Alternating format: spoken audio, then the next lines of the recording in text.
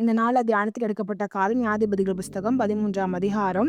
அப்பொழுது மணவாளன் நீர் சொன்ன காரியம் நிறைவேறும் போது அந்த பிள்ளையை எப்படி வளர்க்க வேண்டும், அது எப்படி நடத்த வேண்டும் சொல்லி கேட்கறதை நாம் பார்க்கிறோம். இன்னைக்கு நம்ம பிள்ளைய வளர்ப்பதற்கு ஆண்டவரோட கரம் நம்ம கூட இருக்கணும். ஆண்டவர்ட்ட நம்ம கேட்கணும், எப்படி நான் என் பிள்ளைய நான் வளர்க்கணும் ஏசப்பா. நிறைய நேரங்கள் நம்ம பிள்ளைகளை நம்மள எப்படி நம்ம தாய் தகப்பன் வளர்த்தாங்களோ அது போல நம்ம பிள்ளைகளை நம்ம வளர்ப்போம்ல. அதே விஷயம்தான் நம்ம ஏசப்பா கிட்ட நம்ம கேட்கணும். ஏசப்பா, நான் என் பிள்ளைய நான் எப்படி வளர்க்கணும் நீங்க சொல்லித்தாங்க.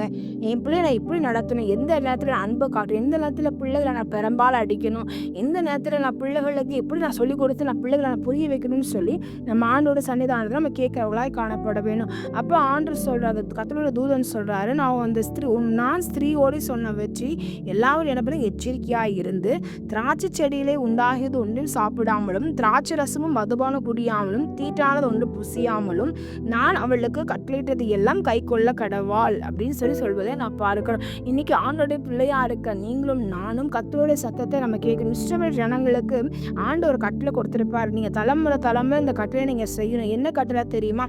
நீங்க உங்க பிள்ளைகளுக்கு நீங்க வந்த பாதையை நீங்க எப்படி நீங்க வந்தீங்க, எப்படி நீங்க இருந்தீங்க, நீங்க நடக்கும்போது உட்காரும் போது எழுந்திருக்கும் போது நீங்க பிள்ளைகளுக்கு நீங்க என்ன பண்ணணும், நீங்க வந்த பாதையை நீங்க சொல்லணும் அப்படின்னு சொல்லி அங்க ஒரு வார்த்தையை அங்க ஆண்டு தலைமுறையே நீங்க சொல்லணும்னு சொல்லி அங்க ஒரு கட்டளை கொடுப்பதை நாம் பார்க்கிறோம்.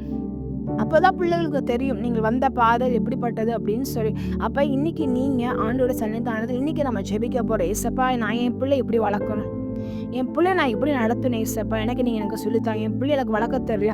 இன்னைக்கு டெக்னாலஜி அதிகமாக வளர்ந்துச்சு. செல்ஃபோன் அடிமை ஆயிட்டாங்க. சாப்பாடு தருவதற்கு செல்ஃபோன் கொடுத்து சாப்பாடு தருகிற ஒரு சூழ்நிலை.